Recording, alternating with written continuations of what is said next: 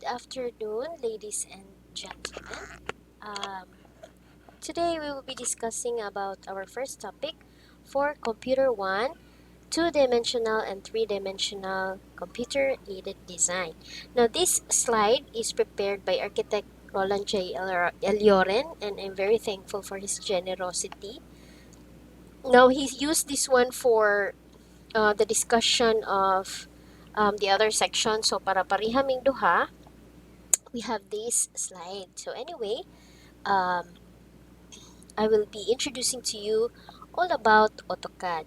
So, unsa man ni siyang AutoCAD? No, there are also different types of AutoCAD nga lain-lain nga pwede nimo magamit depende sa unsay kaya nimo. Now, computer-aided design, CAD or computer-aided design and drafting can be defined as using computer systems to assist in creation, modification, analysis, or optimization of a design. So, kaning CAD is, kuan lang siya, it is a software para dili na bitaw like same sa una nga kanang dugay mahuman ang paggama sa ato ang mga drawings. It takes about like og daagko gud kay nga drawing maabot og pila ka years, no, kay magmanual gud na siya, and even the smallest detail ginamanual gud na siya. So when we have the computer aided design na nga drafting, dali na lang siya, no, you can make a detail of a house around a week or so kung wala na yung mga daghan pa nga mga additionals, no, for like basic drawings lang, dali na lang siya nimo mahuman because it is fast and efficient. And when you say computer aided design nga drawing, dili pareha sa magmanual ta nga if naatay sayop, grabing erase, no? Sa CAD, kung masayop ta, i-undo lang nato, i-erase, then everything will be clear before pa siya i-print. So, mo'y nakanindot sa CAD. So, it is widely used in the industrial industry, kanang sa atong mga automotive, kalabang magama og mga machineries. Why? Because AutoCAD is very detailed, and even from the smallest dimension, pwede, no? Mo ni nakanindot sa AutoCAD. Detalyado siya. You can make kanang uh, clear and mga minute nga mga details pwede nimo magama sa CAD. So AutoCAD is an industry-leading commercial CAD software. Used in architecture, engineering, construction, of course, para makagama tag 2D and 3D. So, si AutoCAD class, makagama pud na siya og 3D. During our time, kami pa students, wala pa kaayo to siya mga software nga good for 3D. Nag-learn mi og 3D sa AutoCAD gyud siya tanan. Now, sa ako ang experience, medyo dili lang ko ganahan mo kuan kayo sa deeper nga 3D sa AutoCAD kay lisod siya, advanced kaayo yang kuan naa siya. Dili ko ganahan ba kay if sa imuhang 2D naa gani kay mga lines nga dili magtagbo, magkamali na siya sa inag 3D nimo. So, that's why it's easier for me to use kung mag 3D ka adto sa kanang SketchUp, kay easier ang SketchUp unya realistic na siya ni diretso, gaan pa gyud siya. Ang 3D sa AutoCAD is kanang hinay siya, labi na sa amo ang time sa una dili pa gyud ingon ana ka advance ang computer. So dili pa gyud to legit ang mga AutoCAD, so nag-abot og 3D mo bag-splat siya, no, mo ma-off ang kanang software. So sa akong practice, I do not use 3D sa kanang AutoCAD. Naka-experience na ko during my student years sa paggamit nako sa AutoCAD. So anyway, first released in December 1982, that means tigulang na siya kayo, no, si AutoCAD as a desktop app. So 1982 wala pa ko nataw ana. So in 2010, AutoCAD was released as a mobile and web app marketed as AutoCAD 360. So we have four types nga pwede nimo magamit. Ang AutoCAD, the original version of AutoCAD. Now, this version can be used for architects, mga project managers, engineers, graphic engineer, city planners, and other professionals. So, mo na kasagaran ginagamit nato, no? And AutoCAD architecture version of Autodesk flagship kani siya nindot-nindot na ni siyang AutoCAD architecture kay naa na siya mga features nga para sa wall, door, windows, and other architectural elements. Ang uban po ani katong naanay mga kanang sakyanan, naanay kanang built-in na siya daan ba sa imuhang mismong AutoCAD, pwede nimo siya maklik nga mag-insert ka og car, mag-insert ka og tao, mag-insert ka og kanang trees, ingon ana. Sa unang panahon wala pa na siya, we only use this type of version, the AutoCAD. And then we also have the AutoCAD Lite or AutoCAD LT, the lower cost version of AutoCAD. Pwede ra sad ni og maoy inyong i-download labi na kung dili man jud necessary no nga mupalit gyud ta grabe ka kanang powerful gyud dayon kayo nga kanang laptop no labi na og dili pa pud kaya sa ato ang parents. Kung dili kaayo kanang kuan ba pwede ra gani maski i3 lang class, okay ra gyud na kaayo, you can use the AutoCAD LT or the light version kay ngano man you don't need katong mga licensing maingon ana ba. So ang nakanindot ni light is ang nakalahi mo niya wala siya 3D. Anyway, dili man sa tamagamit og 3D. So pwede ra gid kaayo og AutoCAD Lite ang inyong i-download and inyong i-install sa inyong laptops. Mao ra gani po ni ang gigamit ni Sir Morris Collier kaning AutoCAD Lite. Kaya anyway, mo lagi na akong giingon, dili man sa tamag 3D. So why use a lot of features nga ngano magkuan pa man ta atong higher version nga dili man sa tamo gamit adto nga mga features. So we only have the AutoCAD Lite. Okay ra gyud na kaayo. Pero lahi-lahi lang siya porma sa kuano kung kanang mag 3D na dili ka kagamit.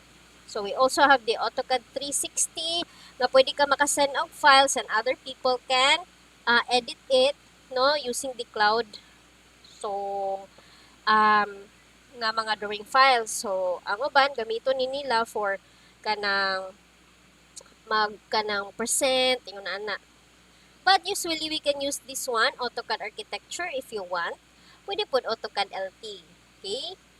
So I have here the steps on how to install the AutoCAD, pero kung nakagpa-install na mo okay kaayo, pwede ra pud og you don't want the hassle ay pa-install na lang na ninyo kung naamoy kailan no like ni Kuya Bench or bisag kinsa pa din nga gusto mo asa mo magpa-install. Now next is mag-try ta og open og kanang AutoCAD bi. Mag-try tag open og AutoCAD. Medyo dugay ni siya, taod-taod pa ni mo open. But let's continue while waiting for the AutoCAD nga mo open siya. Mailhan man na siya mo open kay mo yellow man ni ay na open na. Okay, ito i-open. So mo ni siya once you open the AutoCAD, mo ni siya imong makita. So naani sa inyong slides makita nimo dinhi ang recent documents nga imong gi-open no para sa kanang recently la ba memory sa imuhang computer matan-aw niya diri. So if you want to start a new one kani ang imo i-click this one kani start drawing and then mao ni ang mogawas. May kani siya automatic ni siya no naka-on ang ato ang grid. I hope you can still hear my voice kay gaulan diri. So ako I don't like nga naay mga grid manggawas. I always switch this off. I-off ra nimo, i-click ra nimo, mo-off na siya. So, this is, mo niya mo gawas ka ng automatic, no, sa kanang drawing nimo. Na, pwede pud ka, kung legit ang imong CAD, no, manaan na siya mga, kanang, getting started videos, nga pwede nimo ma-learn, ingon ana. So, to familiarize everything, so ang gingon dinhi, these are your quick tools, kaning dinhi sa ibabaw, kani dinhi, no? Kani mong quick tools, and you also have the ribbon tab, kaning naay home, insert, annotate, parametric, view, manage, output, add-ins, A360, express tools, featured apps, kani siya. These are your ribbon tab. And mo ni ang ribbon kaning tanan na adire. Okay? And this is the ribbon view.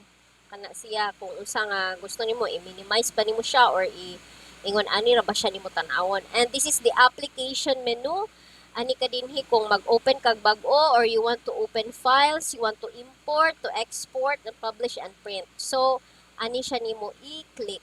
And you also have the file tabs here. You have the new one, and then kung mag-bag-o ka or mag-open kag document, pwede, this one is katong newly open. Now, if you're going to open, kitahay mag-open ka sa documents nimo and then you want to open a new file. For example, this one, I want to open this one. Automatic na siya, no? Mugawas na siya dire. Mo-appear na siya duha ka document, but here is, makita nimo siya dinhi. Okay? These are your file tabs. And this is your drawing area or the graphic area. So kani siya, no? Kani siya tanan gyud. Now if you open your AutoCAD, ang makita nimo is puti pa nimong crosshairs. Now kaning ako na ning gi-change. This is the crosshairs kaning cursor nga akong gi-move.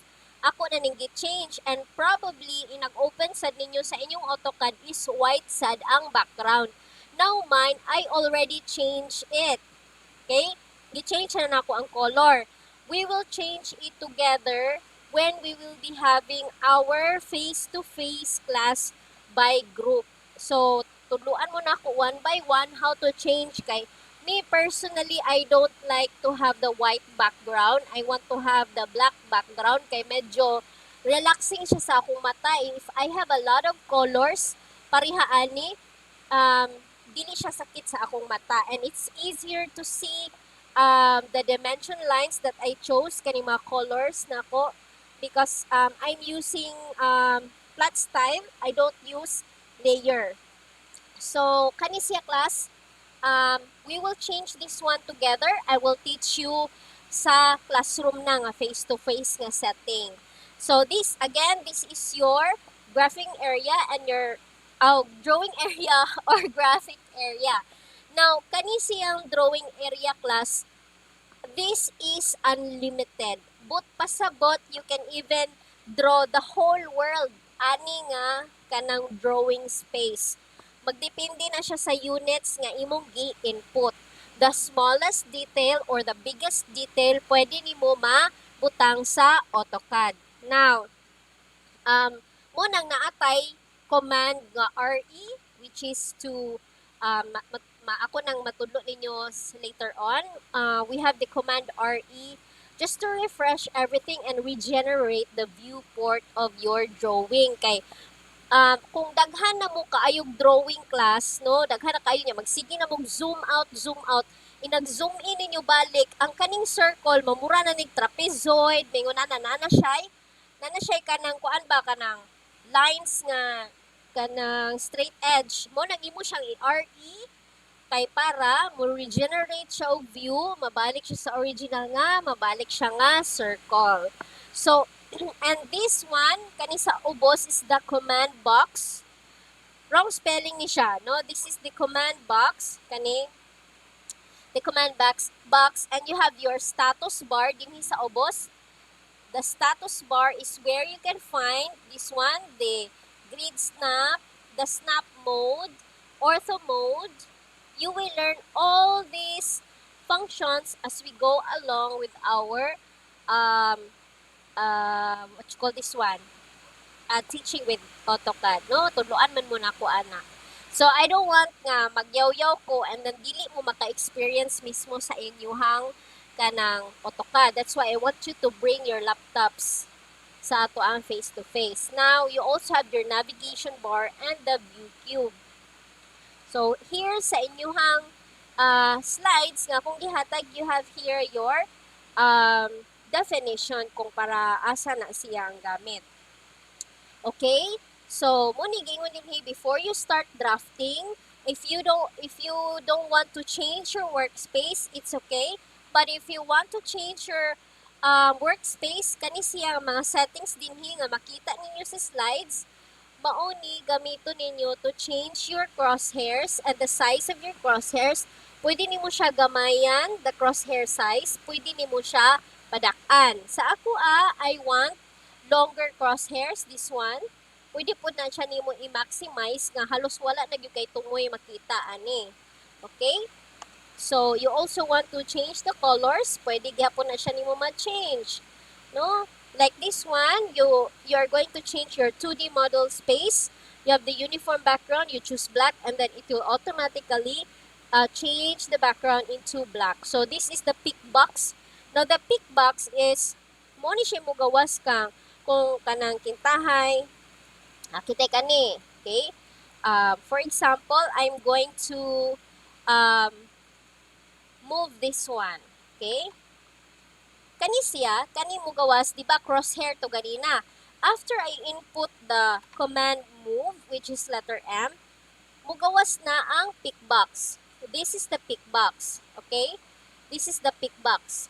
Now, inagkuana na, okay, command M, mugawas ang pick box, meaning, AutoCAD is asking you asa nga kanang object ang imong i-choose. So, you choose that one or you choose that one, then imo na siyang i-move. Okay? So, for changing the pick box, you can change it into smaller one or the bigger one. Mine, dili ko ganahan o gamay kaayo kay maglisod na sad kog choose line. Not too big kay basin daghan sad kog ma-click. So, the grip size is mo ni siya mo appear kung, okay, let me show you this one. For example, kani, okay, kani siya ha. Okay, I'm going to have kanang command, okay,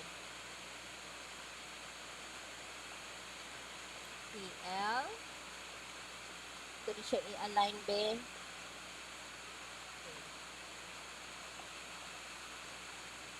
Pwede siya ni gawas. Wait sa.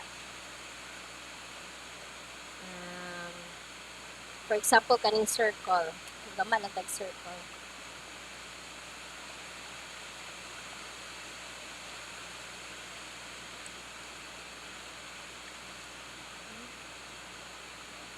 Gama. Wait lang. Siya mo appear.